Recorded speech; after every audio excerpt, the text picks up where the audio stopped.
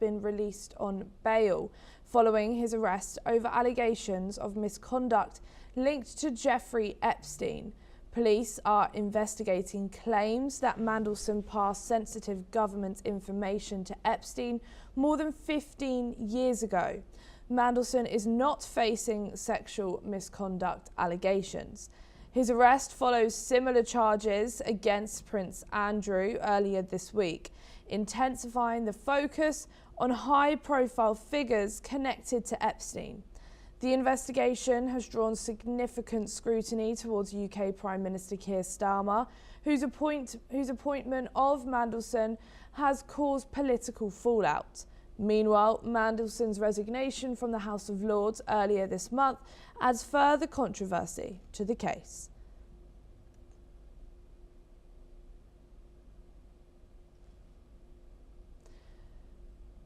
Peter Mandelson, the former UK ambassador to the United States, was arrested on Monday, February the 23rd, on suspicion of misconduct in the public office, following an investigation into his ties to convicted sex offender Jeffrey Epstein.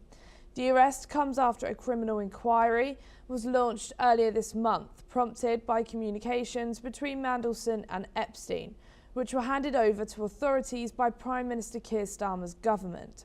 Mandelson was dismissed from his high-profile diplomatic role in September 2025 when his close relationship with Epstein became public. The police statement confirmed that Mandelson has been arrested on suspicion of misconduct in public office, particularly regarding the sharing of sensitive government information.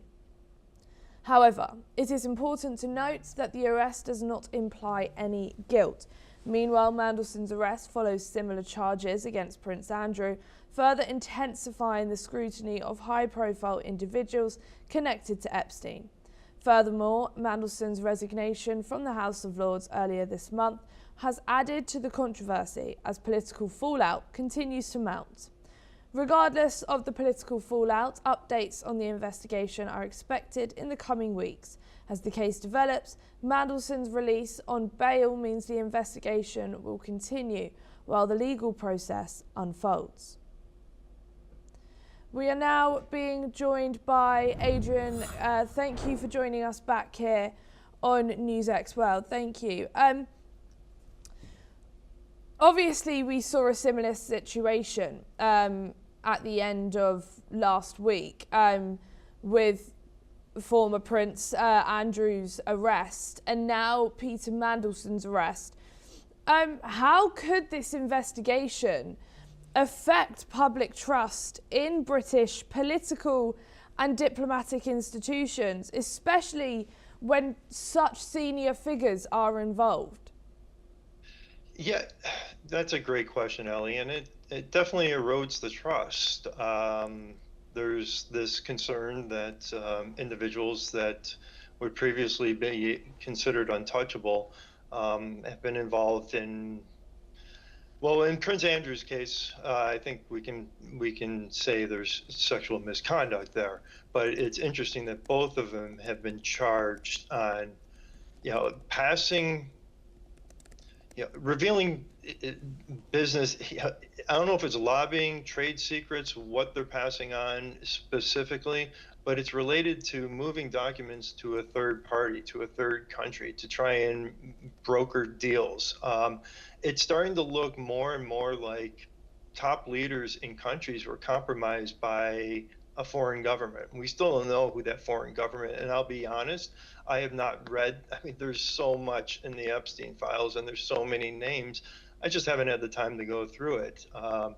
But right now it looks like they're going after people that it's like going after Al Capone. They didn't go after him for running liquor. They went after him for tax evasion. Right now they're going after individuals who passed on, privileged information to third parties that should never have happened, because that information goes to Epstein and then it goes to someone else. And what does Peter Mandelson's arrest say about how the UK are treating alleged links to Epstein's network, and how do you think around the world are going to take it? Do you think countries global are going to follow the steps that the UK are taking, arresting, I mean, a former ambassador and a lord and a former prince?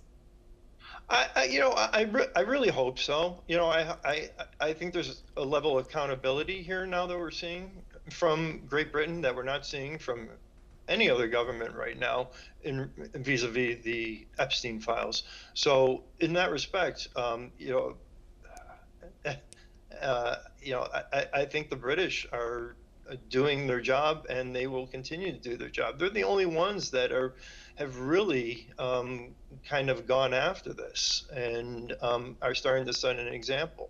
My hope is that the same happens in the United States. Now, I will say that I believe Bill Clinton was subpoenaed to show up before the House or something, and he refused to show up. So there is some pressure in the United States, but there's one thing about putting out subpoenas. There's another thing of actually going out and arresting the individual or dragging them into and questioning them about these dealings. And I think that's what the UK is doing, and what we're not seeing from anyone else, unfortunately.